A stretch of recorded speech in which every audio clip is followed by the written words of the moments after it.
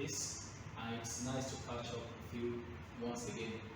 This is Accounts and Business Made Easy, and I'm Abiola. Today I will be looking at income statements, the final accounts with adjustments, and I'm going to be looking at the examples from the past paper, Cambridge A-Level past paper of May, June, about 2-1. There is a question there that touches final accounts with adjustments. So if you have access, you can open May, June 2021 accounting paper 2-1. That's, you can use 9706 is the code for that accounting. 9702 S is May, June, as S23 QP21. You can use QP21. That's question paper 2-1. So question 1B. Question 1B is income statement. This is the question you are looking at. 1B is depreciation, rather. Then 1C. This is the question we are looking at. We are required in 1C to prepare the statement of profit and loss for the year ended 31st December 2022. We have additional information here to make use of, and this statement. We are wasting our time for adjustments for final accounts of a sole trader or of even a partnership. You must take note of important details: depreciation, the provision for doubtful debts, the way you treat your interest, the way you treat your accruals, and prepayments. That's very important, and that's what we're going to be touching here.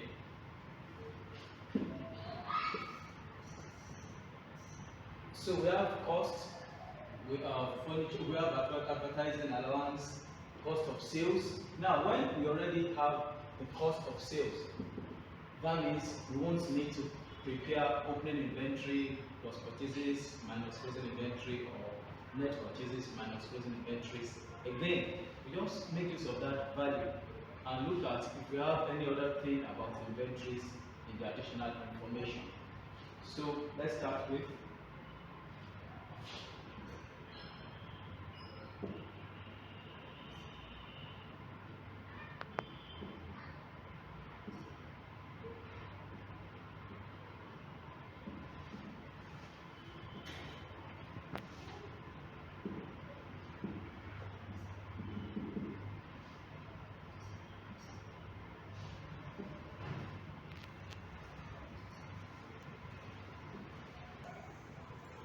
the right way to head your work is income statement of the business as at the 1st December 2022. That's how to head it.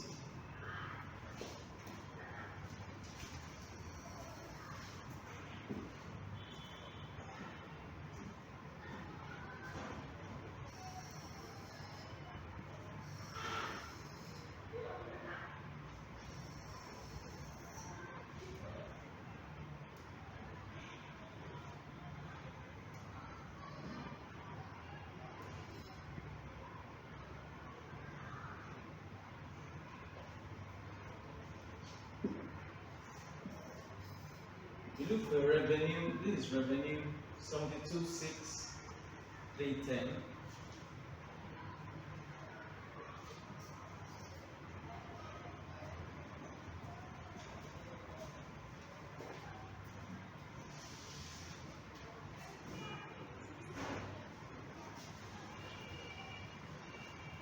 Then, do you have anything to adjust revenue? That's if you have sales returns, or what's also called returns inwards. There's nothing. If you look at the question, there is nothing for returns inwards. So we look at the additional information, anything about sales returns adjustment, nothing about it. So our sales remains that value. Then we go to cost of sales.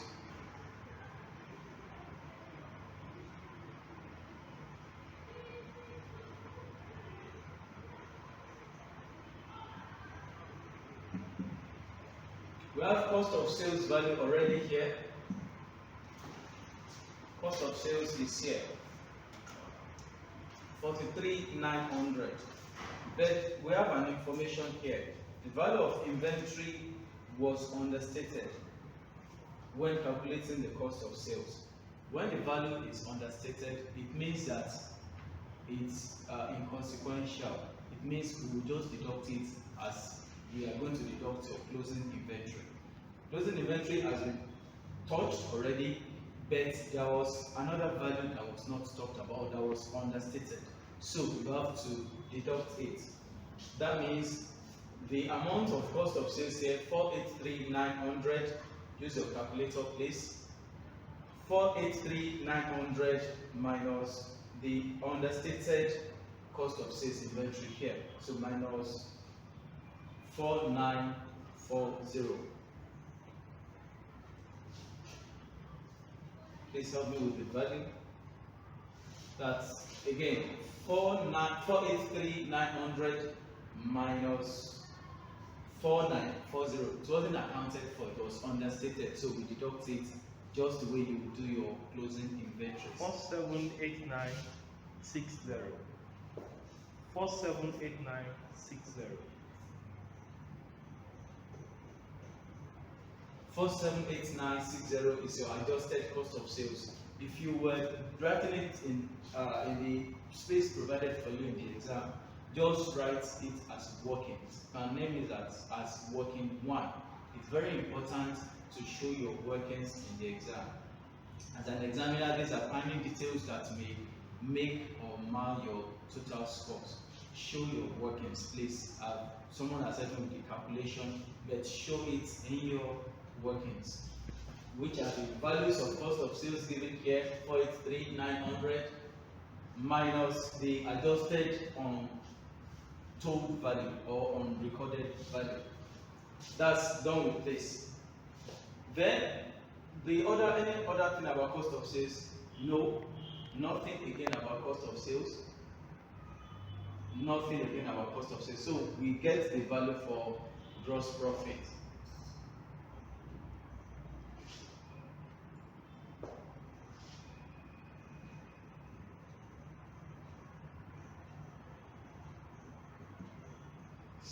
That's 726,310 minus 478,960 is your gross profit. That also needs adjustments from the subsequent additional information. 726,310 minus 478,960. 277350.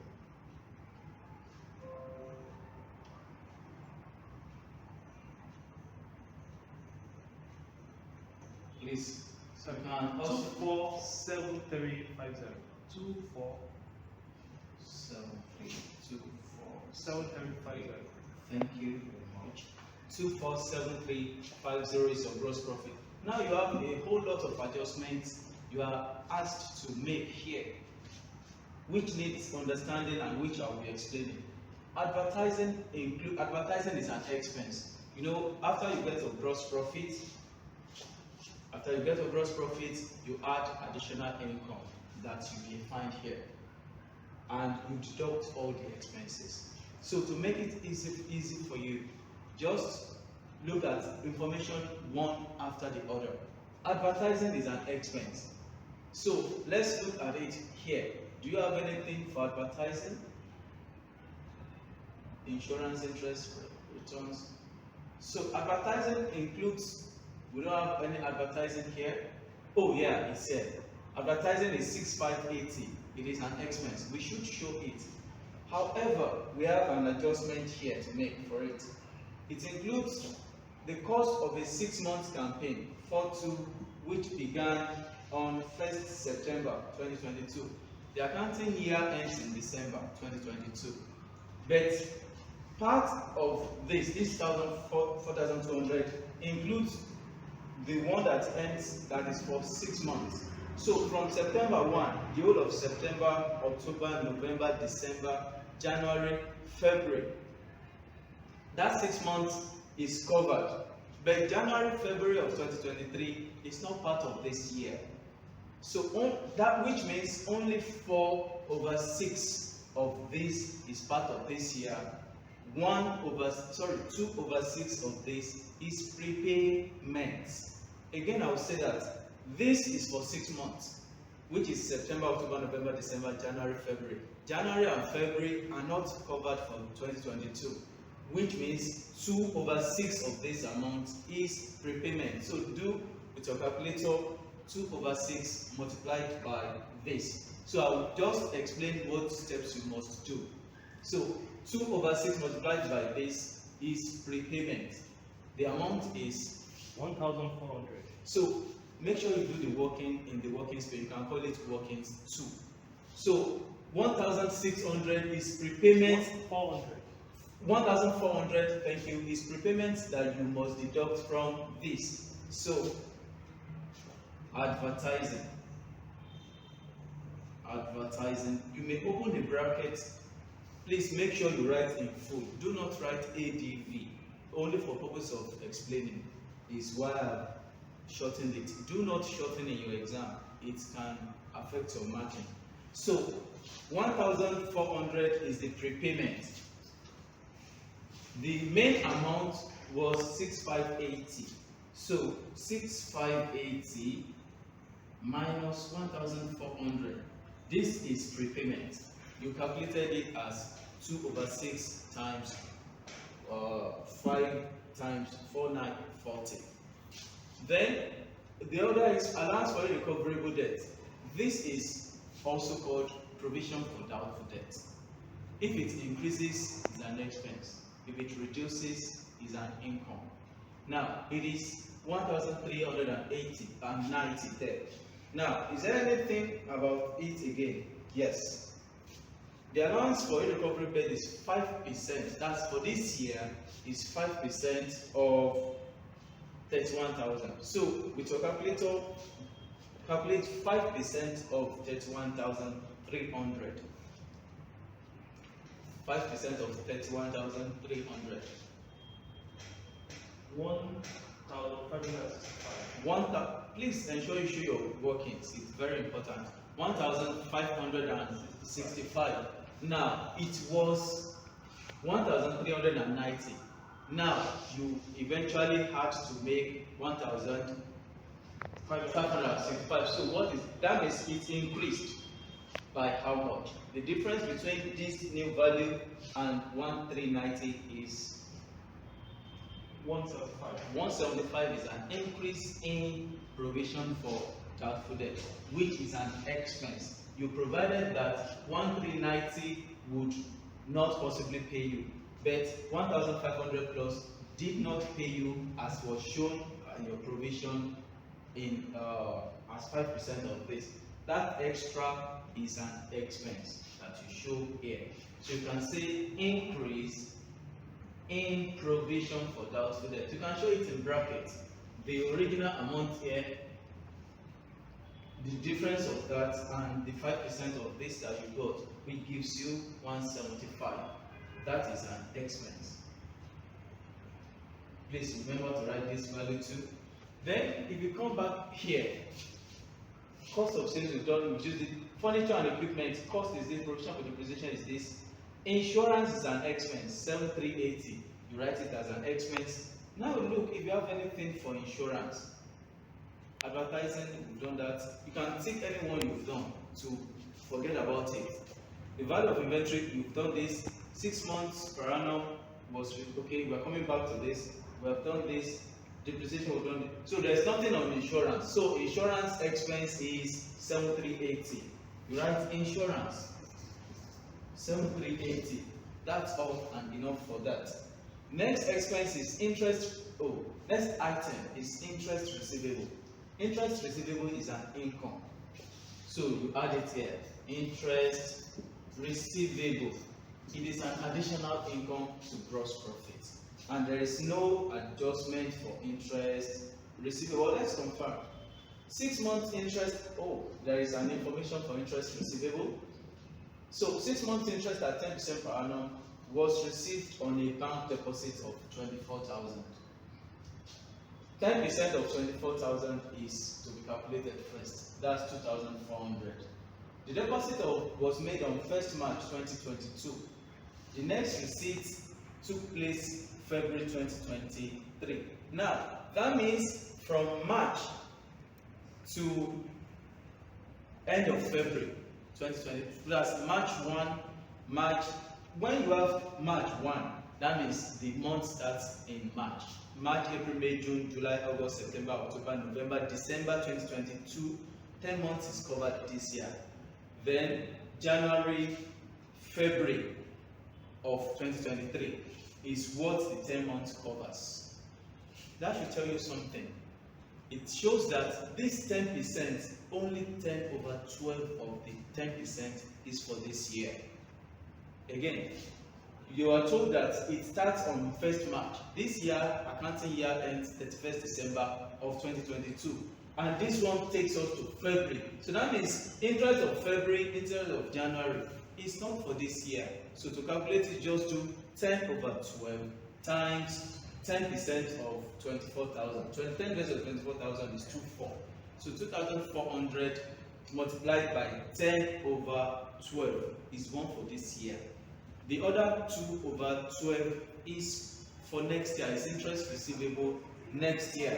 So what you just do is, in your workings, interest receivable, just do 10 over 12 multiplied by 10% of 2,000 of 24,000. That's what you will do here, and you are done with that. Okay, returns. Oh, this was supposed to have been used. So that means in the case that you forgot to use an item before you finalize your work, just go back there. There is no offense when you skip an item. There is only an offense when you submit your work without correcting it. Revenue that you put in has a less sales returns. Sales returns is the same thing as returns inwards, which is 4,420. So this amount less returns inwards, 4,420, and write the final value here. That's what you should do. Then you have we're done with this insurance, we've done that, we've done this. Rent of warehouse is an expense. Just write it under expense here. This is where your expenses are. Your expenses are here, all your expenses. So the next expense is rent of warehouse. No adjustment here. Then you have revenue. We've used that. Vehicle running cost is 8,580. Is there anything about vehicle running cost? No. So vehicle running cost is an expense that is not to be adjusted. Then wages. Wages paid is 63,480. Wages accrued is 1,620. When it's accrued, that means it is due, it was just not yet paid. Once it is due this year, look, it was due as at 31st December. That means you add it to wages here. So your wages at the end of the year in income statement, the next expense will be 63,480 plus 1,620. This question does not ask for statement of financial position. Otherwise, amount that is accrued as expense is a current liability. Please take note of that. In case another question asks you to go further to prepare statement of financial position. Now, the other thing, we have used this, we've talked about this, we have not yet talked about depreciation. The question says depreciate at 15% using reducing balance method. There are three main methods that are treated in Excel and Cambridge, and main A-level questions, IGCSE and Cambridge O-level exams. The three main methods of depreciation treated at this point are reducing balance method, straight line method, and revaluation method. For straight line method, before I come here, you are just going to use 15% of the cost of the asset. For reducing balance method, it is percentage given to you of the net value. And what is the net value? The net value of the asset at the beginning of this year is the cost amount you bought it for 36,800 minus the depreciation at the beginning of the year 18,200. That means at the beginning of this year the value of equipment was 483,900 minus 18,200. Use your calculator to do that. 483,900 minus 18,200. The value you have, that then do 15% of it. Do not value first, otherwise your work will be very wrong. Cost is 36,800. This is the cost. Then the depreciation so far is 18,200. This.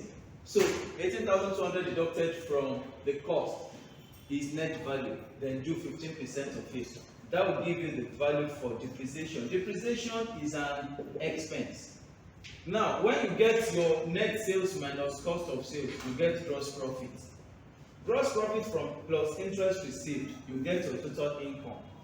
Your total expenses, add all this: advertising, insurance, increase in provision and depreciation. Add all that and write the total here. Your total expenses deducted from your total income gives you net profit. When you do that, trust yourself and trust what you've done. You've got all the marks.